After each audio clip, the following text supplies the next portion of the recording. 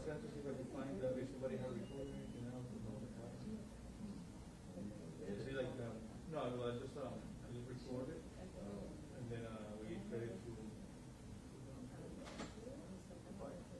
Anything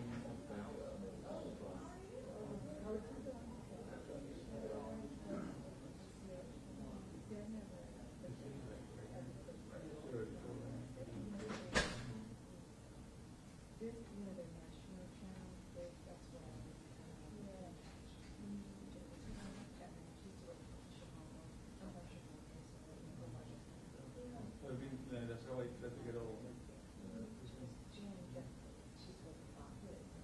you can't do anything now without somebody getting you on their phone. That's why you gotta be careful how you something you say or do.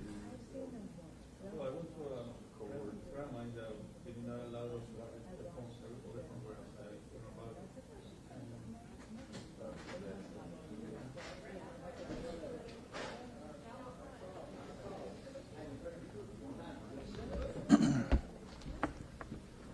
Jeez, Perry's here. Yes, sir. We can start now. We can start. How are you, sir? Good. Man, good to see you again. You doing all right? Doing good. How are y'all? There we go. You going to be the speaker, Ms. Powell? I will be. All right.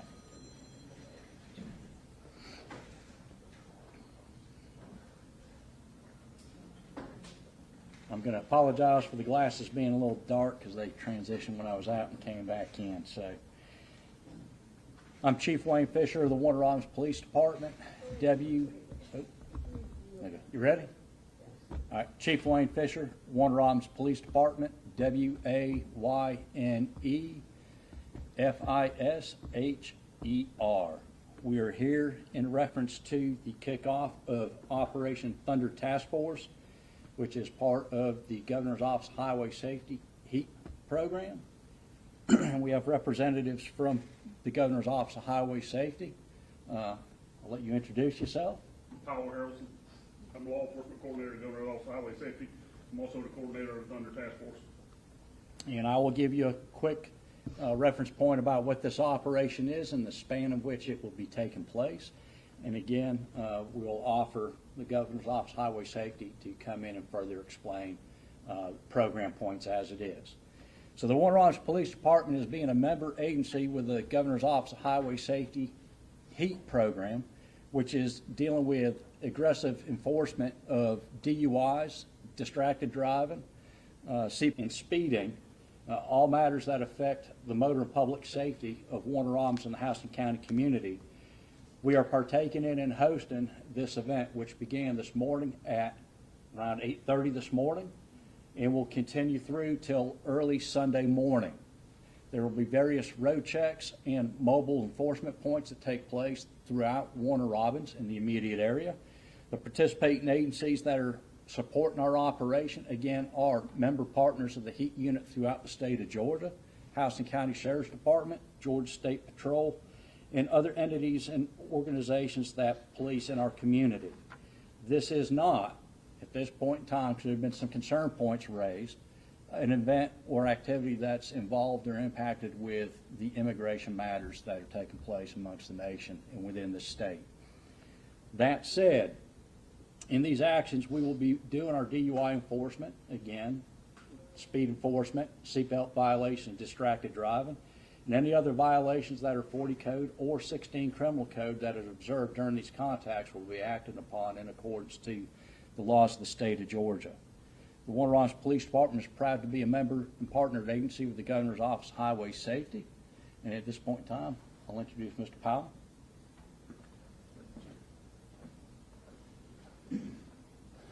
Hey, as the chief said, this event is merely about saving lives. The Thunder Task Force was started back in 2005 in Savannah, Georgia, between myself and a captain from the Savannah Police Department, where they saw in Chatham, Savannah, they had a real problem with crashes and fatalities. Do our screening for us while we're doing DUI enforcement. There will also be spotters for us while we're doing seat belts and distracted driving enforcement, which is what we're doing today. We bring them, they're all highly trained, just as the chief's folks that are on his heat team here are trained. They're all highly trained. They will be in here. We'll have about 60 of them in here with us tomorrow night. We have a couple of them with us here today, along with our GOHS law enforcement staff that are out there calling out violations to the officers who can write the citations. It's merely about safety. Has nothing to do about anything else. We want to try to drive the numbers down, go down in Warner Robins this weekend because the influx of law enforcement in the city. Typically, we see that everywhere we go. That's a plus for the cities for us to be there. We pick these locations. We do take requests, but we do look at data. It has to be data driven while we're here. They would not have a heat team here if the data was not here for us to be here to do the Thunder Task Force. They sort of go hand in hand. So that's why we're here. That's what we're doing. We will be completely transparent with you all. We'll share numbers at the end of this on how many citations we write, how many warnings, how many cars we've stopped. So you have any more questions, comments, Chief? You want me to open it for questions? Or? One of the things I wish to touch on too is the significance and causation for why we're part of the HEAT program and why this is taking place. Again, from 2018 through 2022, there have been 26 persons that have died in the city of Warner Robins as it relates to DUIs and vehicular crashes to it. So again, there's a significant reason as to why we're doing this, the preservation of life and to minimize property damage that takes place during the time as well through this. And again, these positive impacts and effects cannot take place without our combined partnerships with our partners that we have. And again, we're thankful very much to the Governor's Office of Highway and Safety for being a coordinator and partner into this effort. And we'll open this up to you for questions. How many departments are going to be out helping, like patrol officers? I think we're looking at about a total of 15 partnered members Yeah, I that have, are I outside. have 22 heat teams across the state. A good majority of them will have either 2 people or 4. Adding into roughly about 30 or so officers to 40 in between through that period of time being part of this as a combined effort. The Middle Georgia Nighthawks for the Georgia State Patrol are here with us. They typically work Bibb and Columbus counties. They're here with us, as well as the local post has troopers, about 14 troopers from the local post here also. And again, as we stated with, Houston County Sheriff's Department and our partner law enforcement agencies in the Middle Georgia area. There was some concern on social media about this being part of some sort of quota program. Are you able to dispel any of those rumors? Yes, there's absolutely no quota that's associated with this. Our officers' actions and intent is, as we stated, to be aggressive in our enforcement to the DUIs. I would think the public would want us to arrest every drunk driver that we would have in contact with, right? So, I mean, it's not a quota-driven point onto that. Distracted driving, and again, speeding and the aggressive driving actions that take place through that as well. It is not quota-driven. We're here to change their behavior. 25% of the crashes that the chief has in Warner Robins is DUI related. Those are the ones that are confirmed DUI related, and we're here to change that habit. I mean, that's why we're here. I can assure you tomorrow night or Saturday night, if you pull up at one of our checkpoints and you are under the influence of alcohol or drugs, you're going to go to jail. That's all there is to it. So as I say many times, put on your seatbelt, slow down, put that phone in the glove box, and don't drink and drive or don't do drugs and drive, and you'll have no problem with us this weekend. Otherwise, you may end up in the Houston County Jail. And sir, one more thing. Can you say your name and title again? I didn't have it on camera. Also, what are the hours of this? If I told you that, everybody would know. So my name is Powell Harrelson, Powellharrelson. I'm the law enforcement coordinator at the Governor's Office of Highway Safety. I also run all the HEAT program, and I run the Thunder Task Force.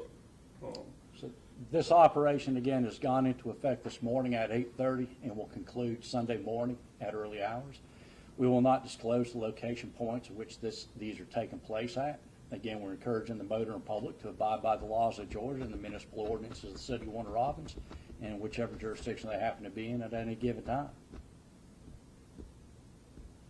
I have a question. Yes. So, my name's Andre Carr. I'm a citizen here in Warner Robins. So, what has, and I'm applauding the situation, I'm not against the task force or anything like that, but how is it city helping to curb people from breaking the law or not wearing seatbelts. So you need your first-time offender, and that's, let's see, a police officer says you're not wearing your seatbelt, they go to the car, the seatbelt's on. How are we interacting with the community to say, hey, you know, I had you not having your seatbelt on, but when I get to your car, it's on, and I don't see any kind of movement or anything like that. So is there any kind of teaching points for the officers, how they interact with the community? Because you can't talk to a kid the same way you probably could talk to an adult. When you go to the car and say, hey, your seatbelt's not on, the kid's probably going to say, yes, it is, or the adult is going to have a different approach to try to say, you know, like I said, I understand the communication. What have the officers done or been taught how to interact with the community? Okay. You know, it can really go sideways really quick if you talk to somebody that's combative to a police officer. You know what I'm saying? You understand what I'm trying to say here? Sure. As far So as I just want to make sure that we're trying to correct bad behavior, right? But we don't slap everybody across the knuckles with a ruler every time as far as locking them up. Sure. So to answer your question, it's kind of an in-depth and not a quick little 1-second answer to your question. All right. So first starts off, if we're talking about the Motoring Republic, everybody that's got a driver's license through the state of Georgia at some point in time has had opportunity to get the driver's manual and handbook, and they also had to take the driver's test at the License Bureau. So they understand the laws that applies in that regard. So the education point's already been embedded through from the front end.